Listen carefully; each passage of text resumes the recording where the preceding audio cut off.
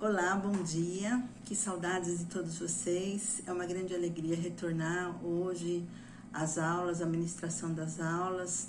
Nós já retornamos na realidade com 2 aulas ministradas pela Irmã Maria e hoje a gente vai dar sequência para fechar esse assunto tão gostoso que é a glória de Deus. E nós vamos começar a aula orando. Pai, o Senhor que é Deus onipotente, onipresente, onisciente, que é grandioso, Pai, que cuida da gente, que derrama sobre as nossas vidas o Teu amor, da Tua graça, da Tua misericórdia. Nós queremos te agradecer pela oportunidade que o Senhor nos dá nessa manhã, de estudarmos juntos a Tua palavra, aprendermos aquilo que o Senhor quer que nós façamos na nossa vida diária, no nosso cotidiano. Que o Senhor venha estar no nosso meio agora, Senhor, durante as leituras bíblicas, durante a explanação. Passeia no coração de cada um, Senhor, na mente, para que haja transformação, ó Pai, das nossas vidas, para que a gente seja conformado cada vez mais à imagem de Jesus Cristo. Eu coloco a minha vida, os meus lábios, que eu possa estar falando somente as Tuas verdades, que seja o Senhor mesmo nesse momento a me usar, ó Pai. É por Jesus Cristo que eu oro e eu te agradeço. Amém. Bem, queridos, o objetivo da aula de hoje é entender que a santidade é exigida de Deus, que a nossa santidade é Deus quem exige. É perceber que a comunhão com o Senhor ela é fundamental para a nossa vida cristã. E buscar um relacionamento diário, com Deus, a fim de fortalecer a nossa comunhão com Ele. E para isso a gente vai ler o texto de Êxodo 40, de 34 a 38. Vamos lá? Então a nuvem cobriu a tenda da congregação e a glória do Senhor encheu o tabernáculo. Moisés não podia entrar na tenda da congregação, porque a nuvem permanecia sobre ela e a glória do Senhor enchia o tabernáculo. Quando a nuvem se levantava de sobre o tabernáculo, os filhos de Israel caminhavam avante em todas as suas jornadas. Se a nuvem, porém, não se levantava, não caminhavam, até o dia em que ela se levantava. De dia, a nuvem do Senhor repousava sobre o tabernáculo, e de noite havia fogo nela, à vista de toda a casa de Israel em todas as suas jornadas.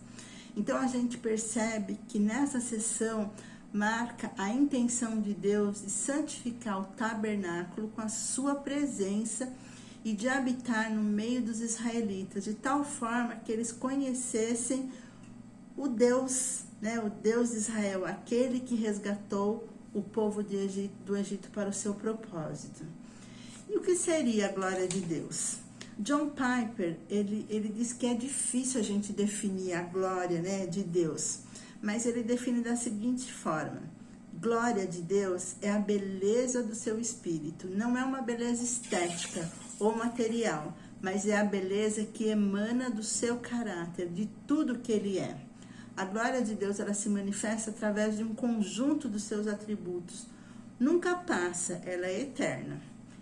E santidade, ele faz esse paralelo entre glória de Deus e santidade. Santidade de Deus é o fato de seu ser estar separado em sua perfeição, em sua grandeza e em seu valor. É a qualidade de sua perfeição. Ela nunca poderá ser melhorada e nunca poderá ser imitada. Ela é incomparável. Então, o que seria a glória de Deus? A glória de Deus é a manifestação da beleza da sua santidade. É quando a sua santidade ela vem em público. É a maneira com a qual Deus evidencia a sua santidade para que as pessoas o percebam. No Antigo Testamento, vários termos hebraicos são utilizados para descrever a qualidade da glória pertencente a algo ou alguém.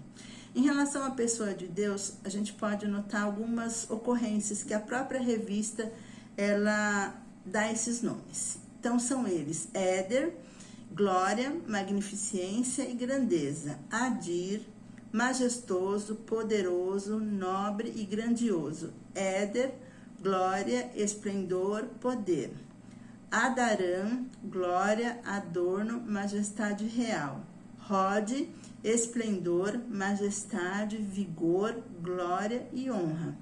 Cabode, glória, glorioso, grande. Tsebe, beleza e glória. E Shekinah, o habitar de Deus glorioso entre o seu povo.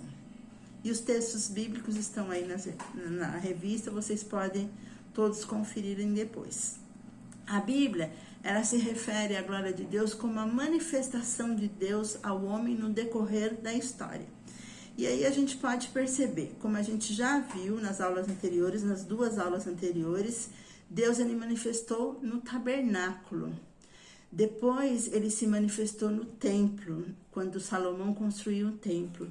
Depois ele se manifestou em Jesus Cristo e depois ele se manifestou a nós, que somos a sua igreja. Então a gente vai percorrer essas 4 manifestações de uma maneira bem rápida e a gente vai parar na última. A glória de Deus no tabernáculo. Após a libertação do povo do Egito, na sua jornada até a terra prometida, eles passam a conviver diretamente com Yahvé, tendo como guia, né, como seu protetor, como seu sustentador.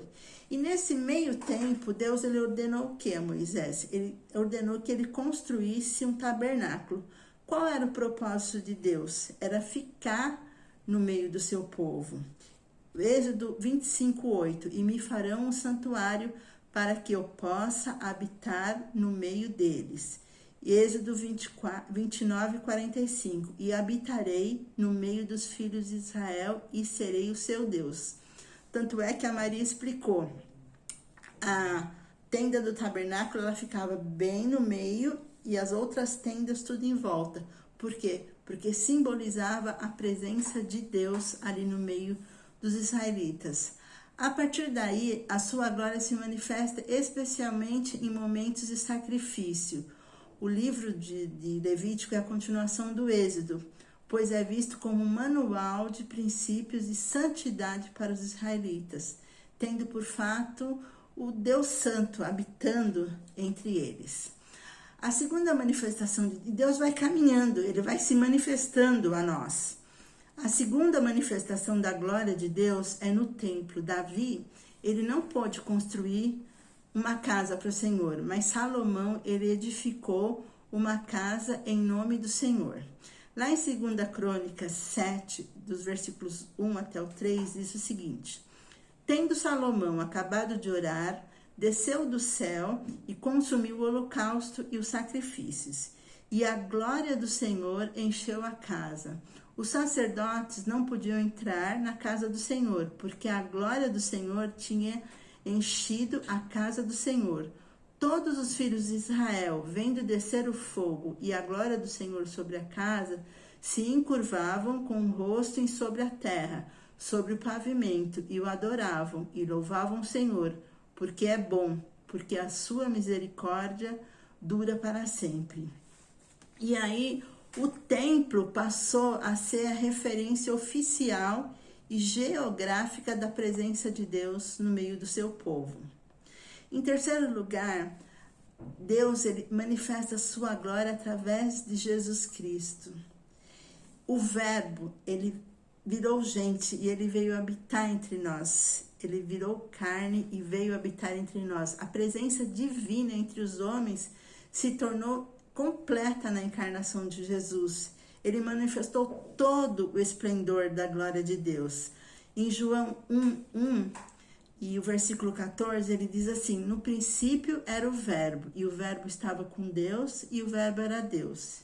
E no versículo 14, e o Verbo se fez carne e habitou entre nós, cheio de graça e de verdade, e vimos a sua glória, glória como do unigênito do Pai.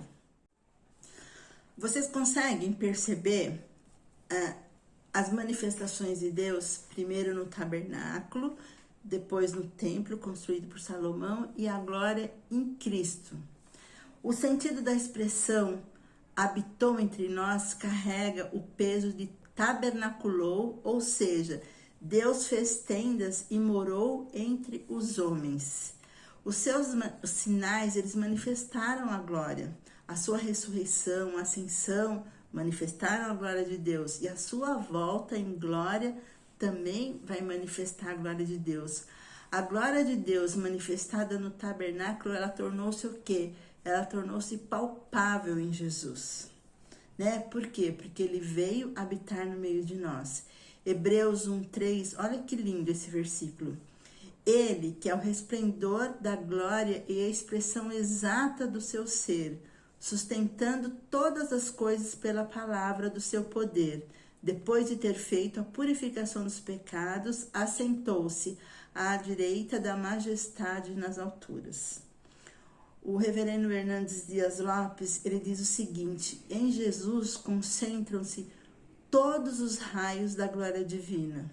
A glória não é um atributo de Deus, mas é o somatório de todos eles na sua expressão máxima. Jesus, ele encerra em si mesmo todo o esplendor dessa glória divina. Vemos Deus em sua face. Quem vê Jesus, vê a Deus, pois ambos têm a mesma essência, os mesmos atributos e realizam as mesmas obras.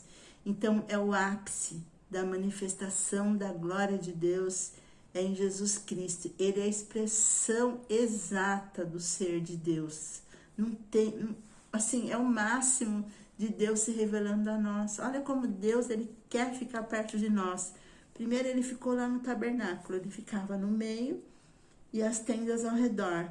Depois no templo, onde simbolizava a presença de Deus ali. E depois em Jesus Cristo, ele deixou toda a sua glória e ele veio habitar aqui no meio de nós.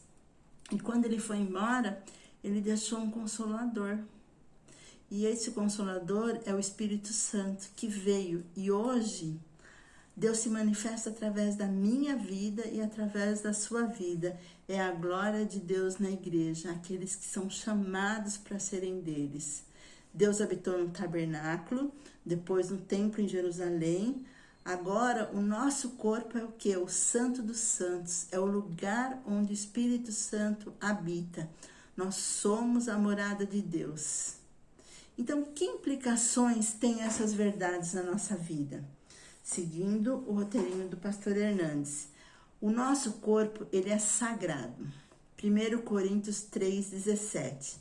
Se alguém destruir o santuário de Deus, Deus o destruirá, porque o santuário de Deus, que sois vós, é sagrado. Embora o nosso corpo seja frágil, mortal, ele é a habitação do Espírito Santo. E ele é sagrado, sabe por quê? Porque aquele que é santo habita em nós. Por isso ele é sagrado. O nosso corpo, ele é membro de Cristo. 1 Coríntios 6,15. Não sabeis que os vossos corpos são membros de Cristo e os faria membros de meretriz? Absolutamente não. Então, sendo membro do corpo de Cristo, a gente não pode fazer do nosso corpo membro de meretriz. Ele não está a serviço do pecado. Nós estamos a serviço de Deus, a serviço do seu reino. A gente não pode atender às seduções, às atrações do mundo, né? O nosso corpo, ele é membro de Cristo e está a serviço dele. E o nosso corpo também é o Santo dos Santos, onde a glória de Deus assiste. 1 Reis 3:16. Não sabeis que sois santuários de Deus e que o Espírito de Deus habita em vós? O santuário onde o Espírito de Deus habita é o Santo dos Santos. É o lugar mais sagrado do templo. A arca era um símbolo de Cristo. E Cristo agora, ele está em nós. Ele habita em nosso coração. E tem a chave da nossa vida. O nosso corpo não nos pertence. 1 Coríntios 6:19. Acaso não sabeis que o vosso corpo é santuário do Espírito Santo, que está em vós, o qual tendes da parte de Deus, e que não sois de vós mesmos? A gente não pertence mais a nós mesmos. Nós somos propriedade exclusiva de Deus. Não podemos usar nosso corpo para impureza, para imoralidade, né, para vícios, destruir o nosso corpo. Por quê? Porque tudo isso é pecado. A gente está pecando contra o santuário de Deus que habita em nós. Ele não nos pertence, é propriedade de Deus. A gente vai ter que prestar conta de tudo que a gente fizer no nosso corpo. A gente vai ter que prestar contas a Deus. E o nosso corpo ele foi comprado por um alto preço. 1 Coríntios 6, 20, a parte A. Porque fostes comprado por preço. O nosso corpo é de Deus. Porque Ele o criou e o comprou por alto preço. E o sangue, esse preço foi o sangue de Jesus, né? E não foi comprado por coisas perecíveis, diz a Bíblia, como ouro ou prata, mas foi com quê? Com sangue precioso de Jesus. Nós somos de Deus duplamente dele. Primeiro, ele tem direito porque ele nos criou. E depois ele tem direito porque ele nos redimiu em Jesus Cristo. Por isso nós fomos comprados por um alto preço. O nosso corpo é onde nós devemos glorificar a Deus. 1 Coríntios 6, 20, a parte B. Agora, pois, glorificai a Deus no vosso corpo. Em vez de unir o corpo à impureza para profanar ou para destruir com vícios, nós devemos glorificar a Deus através do nosso corpo. De que forma? Vivendo de uma forma justa, de uma forma sensata, de uma forma honesta. E como que a gente pode aplicar essas verdades na nossa vida? Olha como Deus, ele se revelou através da sua glória, desde o início, desde o tabernáculo, passando pelo templo, passando por Jesus Cristo e depois deixando para nós um Consolador. Que implicação tem isso na nossa vida? Nós fomos criados, o pastor John Piper, ele diz o seguinte, ele fala muito sobre glória, é uma delícia ouvir os sermões dele, ler os sermões dele, porque ele nos incentiva a estarmos satisfeitos em Cristo. Tudo é para a glória dele. Tudo que nós fazemos deve realmente glorificar o nome de Deus. E a gente tem que estar satisfeito em Jesus Cristo, que é a expressão exata da glória de Deus. E esse Deus tão maravilhoso, tão grandioso, ao manifestar a glória dele, ele manifesta o desejo que ele tem de estar presente em nosso meio, de estar conosco. Lembra que a gente viu lá no Salmo 139, que não tem para onde eu fugir da presença de Deus? Se eu subo ao céu, ele tá. Se eu desço lá embaixo, ele tá. Ele me cerca pela frente, por trás. Ele conhece os meus pensamentos. A palavra nem chegou na minha boca, ele já conhece tudo. Então, geograficamente, não tem como eu fugir da presença de Deus, porque ele tá comigo. Agora, eu preciso ter comunhão com esse Deus. Lembra dos discípulos que iam de Jerusalém para Emaús? Eles estavam tristes, porque Jesus tinha morrido. E aí Jesus, depois já estava ressuscitado e estava andando com eles ali, ouvindo o lamento deles e perguntando por que eles estavam tristes. Eles contaram tudo o que tinha acontecido, eles não reconheceram Jesus. E muitas vezes na nossa vida é assim também. A gente não reconhece a presença de Jesus, a presença de Deus conosco. A gente fica triste, amargurado, chateado, achando que está sozinho. E Deus está ali com a gente. Ele prometeu que Ele estaria conosco todos os dias. Eis que estou convosco todos os dias. Ele, Jesus Cristo, estaria conosco todos os dias. É uma presença pessoal. Essa revelação, essa glória de Deus, a gente tem que viver realmente para Ele. E John Piper, ele diz assim, que nós fomos criados para a glória de Deus e devemos viver para a sua glória.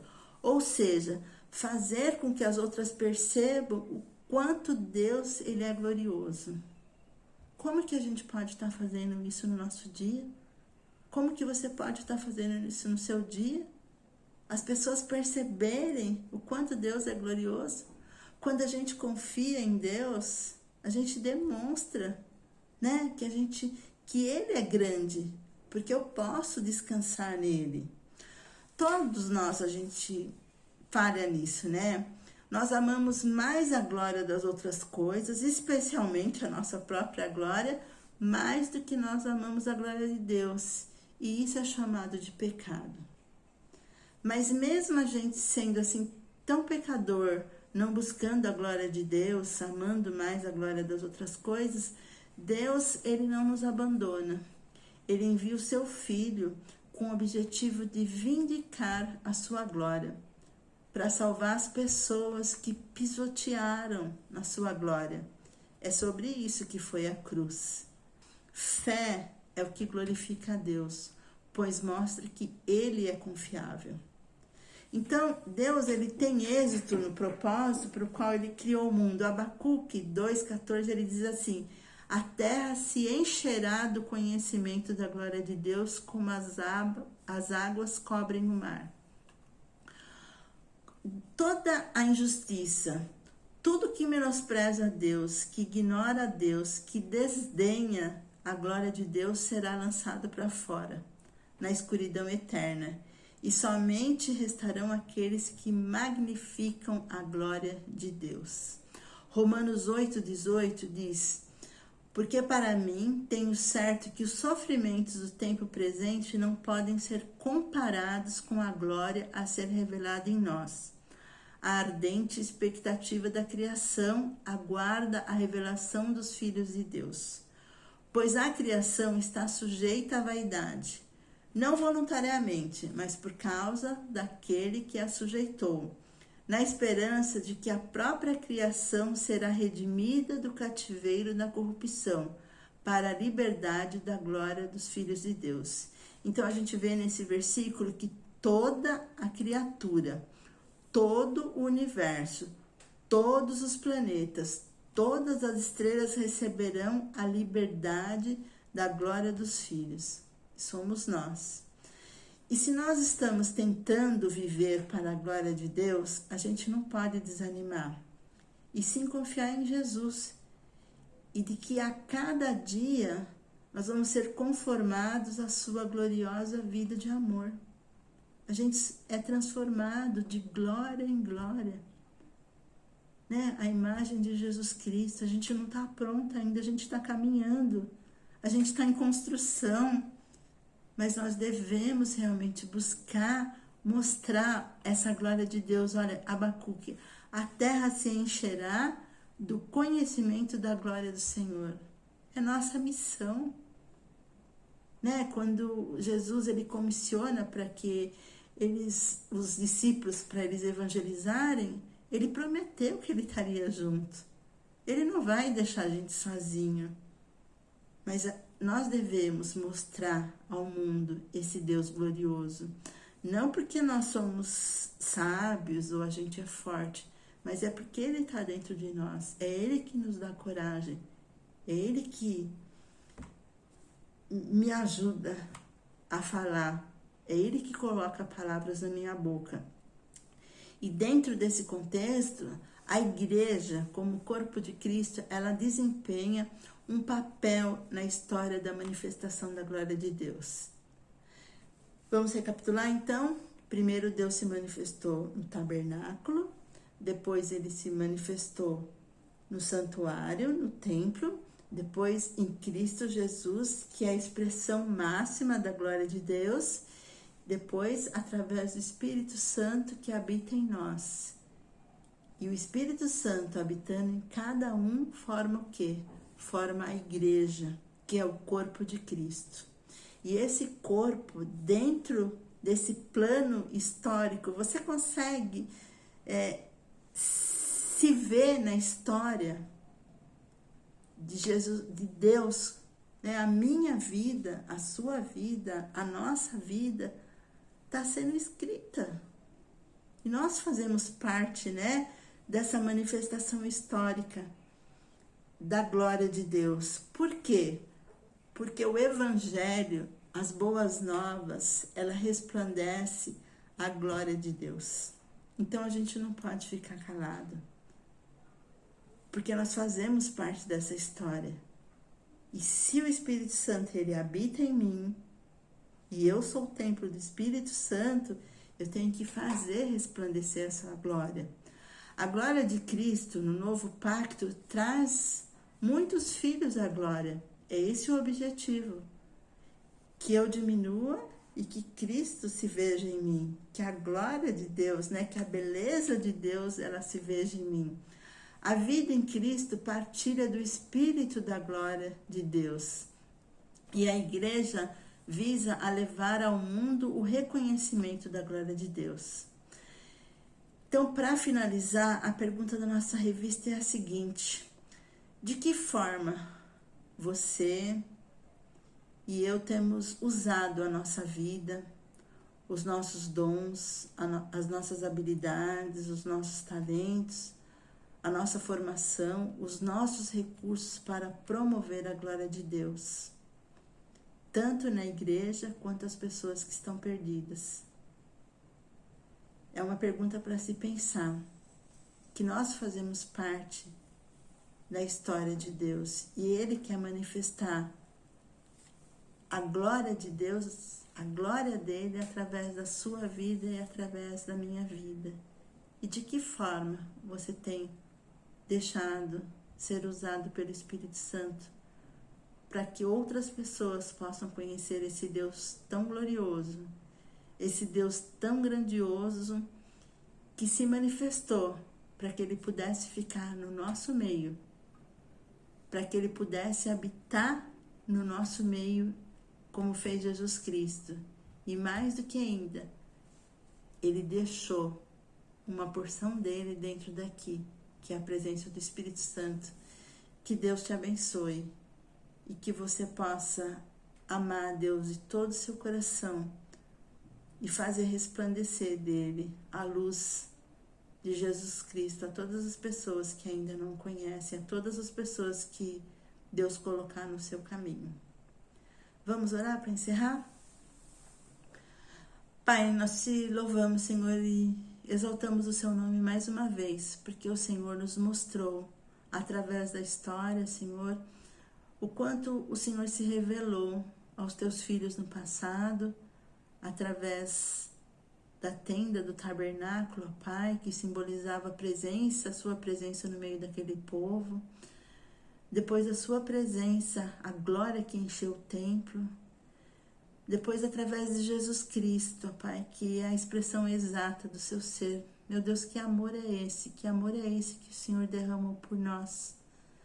O Senhor deixou toda a sua glória e veio como servo. O Senhor serviu de uma forma que nós não conseguimos. O Senhor amou de uma forma que nós tentamos fazer todos os dias. O Senhor perdoou. Ajuda-nos, ó Pai, a sermos como o seu Filho foi. Que nós tenhamos coragem para ser diferente. Que nós possamos olhar para Jesus Cristo e querer imitar Ele a tal ponto que as pessoas possam ver que não somos nós, mas que é o próprio Cristo vivendo na nossa vida. Pai, ajuda-nos. Nós não conseguimos sem Ti. Nós não conseguimos sem a atuação do Teu Espírito na nossa vida, ó Pai. Ajuda-nos, Senhor, a brilharmos por Ti. Muito obrigada, porque o Senhor mais uma vez se manifestou a nós através da Tua palavra. Mais uma vez a gente pôde perceber que a gente não está sozinho, que a Sua presença é uma constante na nossa vida, Pai. Obrigado por todos que estiveram participando dessa aula. Nós colocamos, Senhor, a nossa vida, o nosso domingo nas Tuas mãos. Ajuda-nos, Senhor, a estarmos realmente na Tua presença, a ter comunhão contigo, a percebermos que o Senhor está ao nosso lado. É por Jesus Cristo que nós oramos e nós te agradecemos. Amém. Queridos, bom domingo, que Deus abençoe a cada um de vocês e que à noite vocês possam retornar à casa de Deus para estar glorificando e exaltando o nome dele. Ah, apenas um recadinho. As revistas já estão compradas e à disposição de todos que pediram lá na igreja com Isaac. Então, o meu conselho é que vocês passem na igreja, peguem a revista, porque só tem mais uma aula, que é no próximo domingo com o Marcelo, e nós acabamos essa revista. E daqui a 2 domingos nós iniciaremos a nova. Tá bom? Deus abençoe a cada um de vocês.